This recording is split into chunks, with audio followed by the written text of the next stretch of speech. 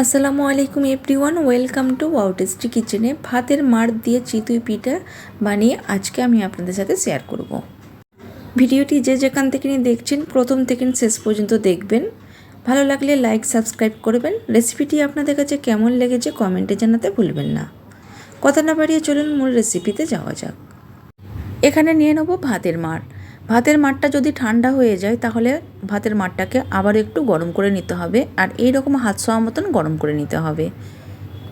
নিয়ে নেব চালের গুঁড়ো। এখানে আমি আতপ চালকে মিক্সচার মেশিনে গুঁড়ো করে নিয়েছি। এখন আমি নিয়ে নেব ময়দা।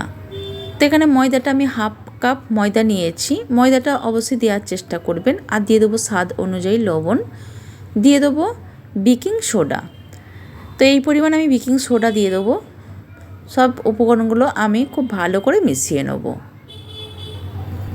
তো আমি খুব ভালো করে মিশিয়ে নিয়েছি। এখন আমি এই গ্লাসে করে আমি অল্প অল্প করে ভাতের মাড়টা দিয়ে নেব।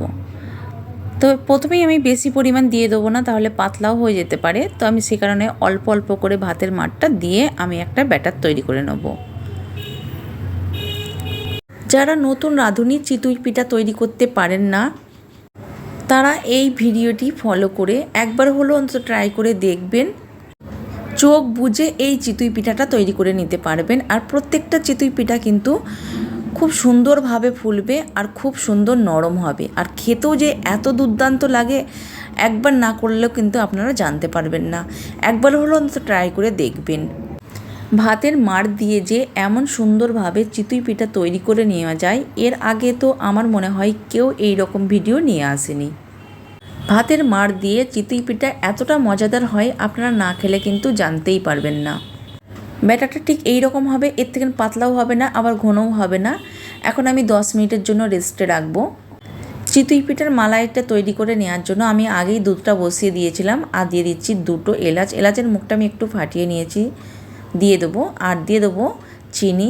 চিনিটা আপনারা কম বেশি দিয়ে নিতে পারেন, আপনাদের স্বাদ অনুযায়ী দিয়ে নেবেন। এরপর আমি দিয়ে দেবো গুড়। যেহেতু আমি চিনিটা একটু কম দিয়েছি, আবার একটু গুড় দেবো। গুড়টা দিলে কী হয়, গুড়ের একটা ফ্লেভারটা সুন্দর আসে। তো আমি সেই জন্য আমি গুড় দিয়ে দেবো। তো এখানে আমি আখের গুড় নিয়েছি।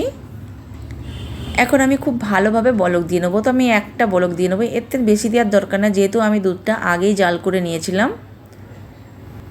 তো আমি এখানে একটা বলক দিয়ে নিয়েছি। দিয়ে গ্যাসের ফ্লেমটা বন্ধ করে দিয়ে চুলায় একটা কড়া বসিয়ে দেবো। কড়ার মধ্যে দিয়ে দেবো সয়াবিন তেল, দিয়ে একটু ব্রাশ করে নেবো। এই পর্যায়ে গ্যাসের ফ্লেমটাকে মিডিয়ামে রাখবো। এরপর আমি 1 হাতা ব্যাটার দিয়ে নেবো। ঠিক এইরকম করে ব্যাটারটা দিয়ে নিচ্ছি। এখন আমি ঢাকনা চাপা দিয়ে রাখবো 3 মিনিটের জন্য। 3 মিনিট পর ফিরে আসছি। মাশাআল্লাহ কত সুন্দরভাবে ফুলেছে। এখন আমি একটা খুন্তির সাহায্যে উঠিয়ে নেব। আর খুব সহজভাবে কিন্তু খুব সহজেই সে কিন্তু ছেড়ে যাচ্ছে। তো মাশাআল্লাহ দেখুন কত সুন্দরভাবে ফুলেছে আর কত ছিদ্র হয়েছে। এখন আমি সোজাসুজি মালাইটা যে তৈরি করেছিলাম একটু আগে, সেই মালাইয়ের মধ্যে দিয়ে নেব। তো এই চিতই পিঠাটা আমি মালাই ডুবিয়ে দিচ্ছি। তো এরকম করে আমি মালাই ডুবিয়ে দিয়ে একটু নেড়ে নেব। দিয়ে এখন ঢাকনা চাপা দিয়ে রাখবো। আরও একটা চিতই পিঠা তৈরি করে দেখাবো। প্রথমে আমি 1 হাতা ব্যাটার দিয়ে নেব আর হাফ হাতা ব্যাটার দিয়ে নেব।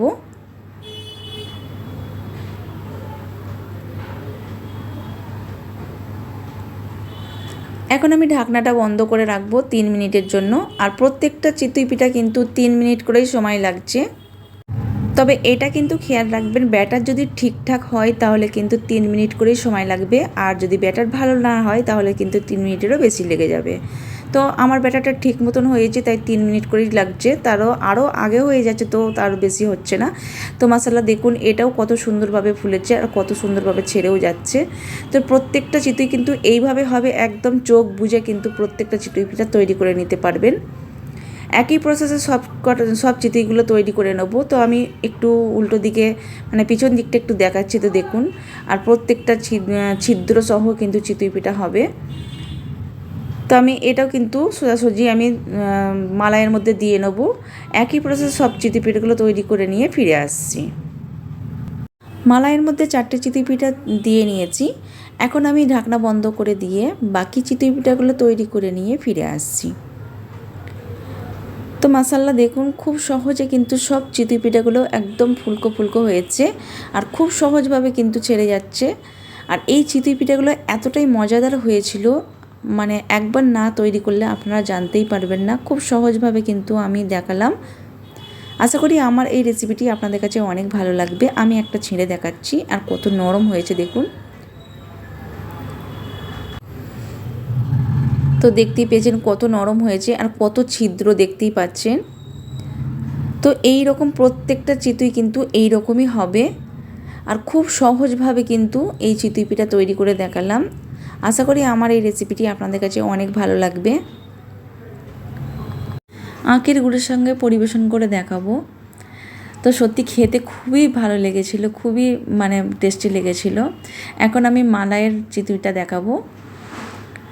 তো মালাইটা পুরো টেনে নিয়েছে আর এটা তুলতে গিয়ে কিন্তু ভেঙে গিয়েছিল। তো আমি এটা দেখাচ্ছি, তো আমি এটা পরিবেশন করে দেখাচ্ছি। তো সত্যি এত মজাদার লেগেছিল, আপনারা একবার হলেও অন্তত ট্রাই করে দেখবেন। খুব সহজভাবে কিন্তু বানিয়ে দেখালাম। রেসিপিটি যদি ভালো লাগে লাইক সাবস্ক্রাইব করবেন। কে কোথা থেকে দেখছেন বা রেসিপিটি কেমন লাগলো কমেন্ট করে জানাবেন। সবাই ভালো থাকবেন, সুস্থ থাকবেন। আল্লাহ হাফেজ, আসসালামু আলাইকুম।